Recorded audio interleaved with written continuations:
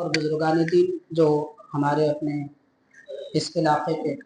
قرب و جوار میں گزرے ہیں ان کے مختصر تذکرے 5-7 دن تک انشاءاللہ تعالی ہم آپ کے سماعت میں لائیں گے۔ یہ جو ہمارا علاقہ گزرا ہے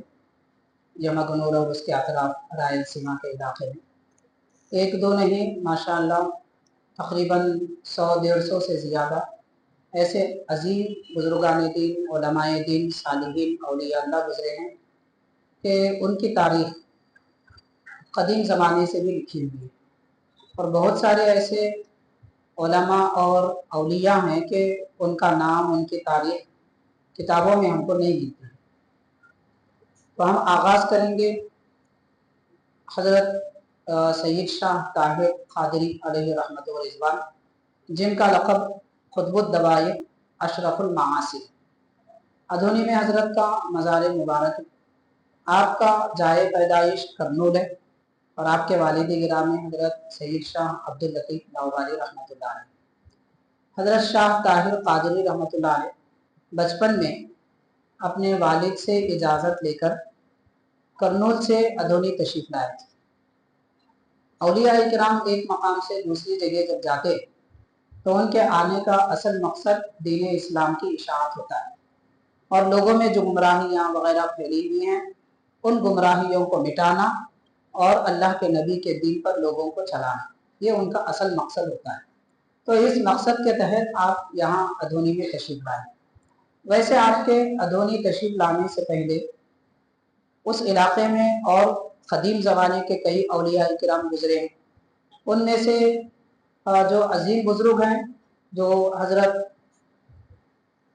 دول شاہ پہلوان رحمۃ اللہ علیہ، جن کا مزار مبارک یہاں سے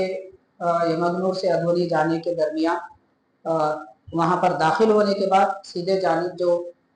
قدیم مسجد، پرانی مسجد پائی جاتی تھی، لکھا جاتا ہے کہ یہ بزرگ تقریباً 1250 سال قدیم جو عرب سے یہاں تشریف لائے تھے۔ تو ان سے اور بھی بہت سارے بزرگان دین بھی ادھونی میں پہلے سے موجود تھے، مگر حضرت شاہ طاہر قادری رحمۃ اللہ علیہ جو آپ ادھونی تشریف لائے تو آپ کے ایک مرید خاص اور آپ کے ایک خادم کی گزارش پر آئے تھے، مسعود خان جس کا نام ہے۔ تو مسعود خان بچپن سے آپ کی خدمت کیا کرتا تھا، اور آپ وضو کرنا چاہتے تو پانی پیش کرتا، اور اکثر یہ کہتا تھا کہ حضرت آپ میرے لیے دعا فرمائیے کہ اللہ تعالیٰ مجھے کسی مقام کی گورنری یا بادشاہت عطا کرے۔ تو حضرت شاہ طاہر رحمۃ اللہ علیہ نے اس کو ایک ٹھیکری پر اپنی انگلی سے لکھ کر دی کہ تم کو ادھونی کی سلطنت دی جا رہی ہے، وہاں جاؤ۔ تو بادشاہ، اگرچہ کہ وہ اس وقت بادشاہ نہیں تھے، گورنر نہیں تھے، سلطان نہیں تھے، لیکن اپنے چند ہمراہیوں کو لے کر ادھونی کا رخ کیا تو جہاں جہاں سپاہیوں کی چوکی بیٹھی تھی وہاں چوکی پر یہ ٹھیکری بتاتے تو وہ لوگ ہتھیار ڈال دیتے۔ اس طریقے سے اس وقت وہاں پر جو گورنر تھے، بیجاپور حکومت کے ماتحت یہ ادھونی کا علاقہ اس وقت آتا تھا، غالباً وہ عادل شاہی حکومت تھی بیجاپور میں، تو اس کے تحت میں یہ علاقہ تھا۔ تو وہاں پر ملک ریحان نامی ایک نیک بادشاہ گزرے ہیں، گورنر گزرے ہیں، تو ان کے پاس پہنچ کر مسعود خان نے جب یہ ٹھیکری بتائی تو وہ بھی اپنی سلطنت چھوڑ دیے، تخت ان کے حوالے کر دیے۔ تو اب یہ گورنر سدی مسعود خان نے حضرت شاہ طاہر رحمۃ اللہ علیہ سے گزارش کی کہ آپ بھی ادھونی تشریف لائیں کہ میں آپ کی صحبت میں رہنا چاہتا ہوں۔ تو ان کے اصرار پر حضرت شاہ طاہر رحمۃ اللہ علیہ ادھونی تشریف لائے۔ چند دن بادشاہ کے حویلی میں رہنے کا ارادہ کیا، مگر پھر آپ نے اس ارادے کو ملتوی کیا۔ گورنر نے اپنی حویلی پیش کی تھی کہ آپ یہاں پر رہیے، تو آپ نے فرمایا کہ آج تم بادشاہ ہو تو یہ تمہاری حویلی ہے، کل کوئی دوسرا آ جائے گا تو وہ اس کی ہو جائے گی، اور کیا ضروری ہے کہ تم کو ہم سے محبت ہے اس لیے یہ حویلی پیش کر رہے ہو، دوسرا بادشاہ کیا معلوم کہ ہم سے محبت رکھے نہ رکھے۔ اس طرح بادشاہوں کے بدلنے سے حویلیاں بدل جاتی ہیں، میں کسی کے مکان پر رہنا پسند نہیں کرتا، یہ کہہ کر آپ نے اپنا ایک مکان وہاں پر ادھونی میں آپ نے قائم فرمایا تھا، اس میں قیام کیا۔ پھر جب لوگوں کے اذیتیں تکلیفیں اور دی جانے لگی آپ کو، اور لوگوں کا آنا جانا زیادہ ہوا، تو عوام سے بیزار ہو کر، چونکہ آپ کی عبادت میں خلل ہو رہا تھا،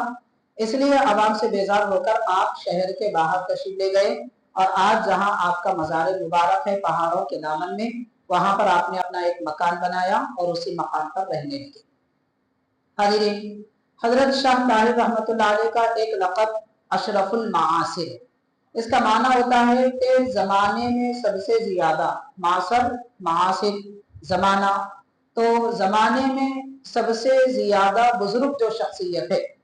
ان کا یہ لقب اشرف المعاصر رکھا گیا۔ اور قطب الدوائر بھی آپ کا لقب ہے۔ دائرۃ الدوائر، اس کا معنی ہوتا ہے، جیسے اس زمانے کے لحاظ سے اگر ہم دیکھیں تو ایک ڈسٹرکٹ کو کہتے ہیں، عربی زبان میں دائرہ ڈسٹرکٹ کو کہتے ہیں، تو کئی ایک علاقوں کے ڈسٹرکٹ کے جو قطب ہیں، بادشاہ ہیں، روحانی اور باطنی بادشاہ، تو یہ لقب حضرت شاہ طاہر رحمۃ اللہ علیہ کا ہے۔ حضرت انتہائی پرہیزگار اور دنیا سے کنارہ کش شخصیت کا نام ہے، اور آپ نے کبھی زندگی میں اپنے لیے دنیا کو پسند نہیں کیا۔ اگر آپ دنیا کو پسند کرتے تو بادشاہ وقت کے ذریعے کئی محل بنا لیتے اور کئی ایکڑ زمین آپ اپنے نام رکھ لیتے، لیکن آپ نے ایسا نہیں کیا۔ لکھا جاتا ہے اورنگزیب عالمگیر رحمۃ اللہ علیہ کے بیٹے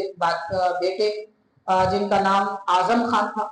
تو اعظم خان نے آپ کی خدمت میں بہت سارے گاؤں پیش کیے بطور جاگیر، تو آج بھی وہ گاؤں آپ کی اولاد میں بطور وراثت کے پائے جاتے ہیں۔ تو حضرت شاہ طاہر رحمۃ اللہ علیہ نے اپنے شہزادوں کو وہ مقامات، وہ گاؤں عطا فرما دیے، اسی لیے آج بھی بتایا جاتا ہے کہ آپ کے کون سے شہزادے کس مقام پر ہے، اس کا کسی کو پتہ نہیں ہے، یعنی یقینی طور پر نہیں کہا جا سکتا، اندازتاً کوئی کہہ سکتے ہوں گے، لیکن حضرت کے شہزادے حضرت کے ساتھ نہیں تھے، حضرت ان کو دوسرے مقامات پر بھیج دی۔ بہرحال حاضرین، حضرت شاہ طاہر رحمۃ اللہ علیہ کے صبر کا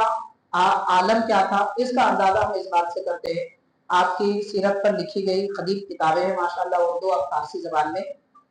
اس میں لکھا جاتا ہے کہ کسی بعض دشمنوں نے آپ پر جادو کیا، تو دیکھیے یہ قوم اللہ والوں کو بھی نہیں چھوڑی، علماء کو بھی نہیں چھوڑی، اس لیے قوم پہ کبھی بھروسہ نہیں کر سکتے، یہ نہیں کہہ سکتے یہ لوگ میرے ہیں یہ لوگ تیرے ہیں، کون آدمی کب کس کو ہاتھ دیتا بتا نہیں سکتے۔ اللہ والوں کی ویسے شان ہوتی ہے، وہ مخلوق پہ بھروسہ نہیں کرتے، وہ تو خالق پہ بھروسہ کرتے ہیں۔ تو خیر، حضرت شاہ طاہر رحمۃ اللہ علیہ پر بعض لوگوں نے نفرت کی خاطر یا پھر ان سے جن کو دشمنی تھی، ان لوگوں نے معاذ اللہ آپ پر جادو کیا، اور ایسا خطرناک جادو تھا کہ سورج جیسے نکلتا آپ کا منہ کھل جایا کرتا، بند کرنے پر بھی بند نہیں ہوتا تھا، بے اختیار منہ کھلا رہتا، اور جیسے جیسے سورج آسمان پر چڑھنے لگتا آپ کا منہ اسی طرح کھلتے جاتا، یہاں تک کہ دیکھنے والوں کو آپ کا حلق نظر آتا تھا، اس طرح منہ کھل جایا کرتا تھا۔ آپ غور کریں، ایک منٹ میں ہم منہ کھلا رکھ کے بیٹھ نہیں سکتے، تو کتنی تکلیف ہوتی ہے، مگر حضرت کئی زمانے تک اس تکلیف کو برداشت کرتے رہے، اس لیے شاید آپ کا لقب صابر ولی، کیونکہ صبر کا ایک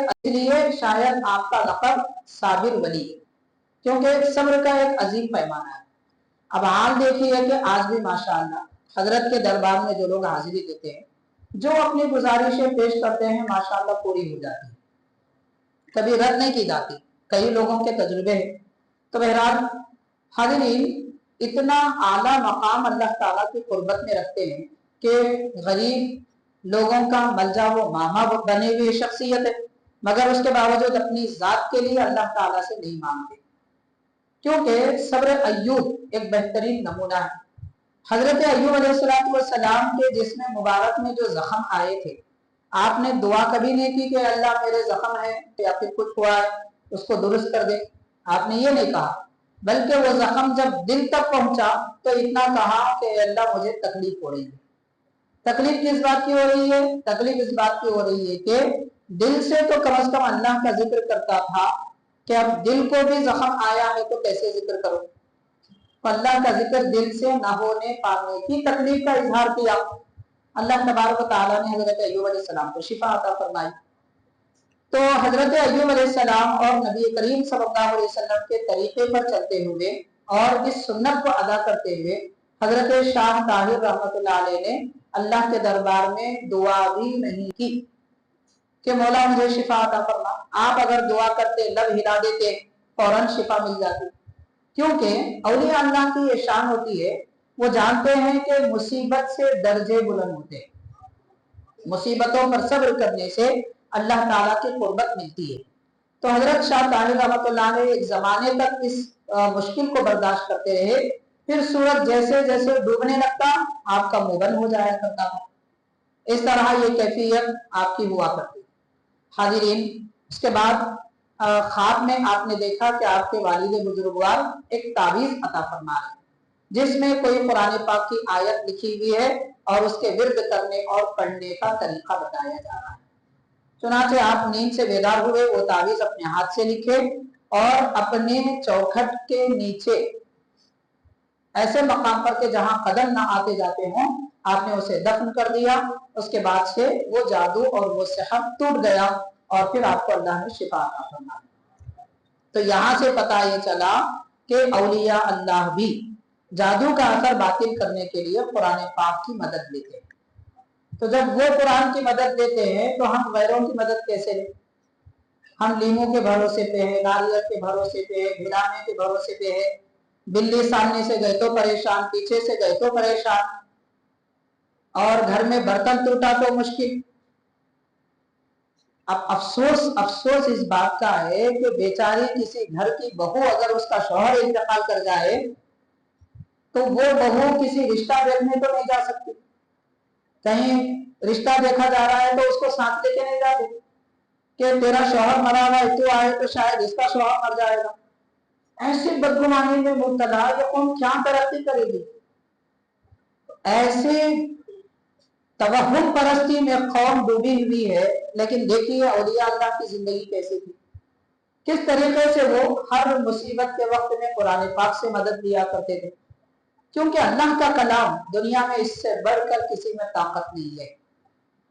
बहरहाल हजरत शाह ताहिर रहमतुल्लाह अलैह की शान बड़ी निराली है, बड़ी अजमतें हैं और जितना कहा जाए कम है। तफसीलात इतनी हैं कि माशाअल्लाह बहुत कुछ आपकी सीरत पाक पर ज़माना कदीम से करीब 300 साल पुरानी किताबों से लिखा हुआ है।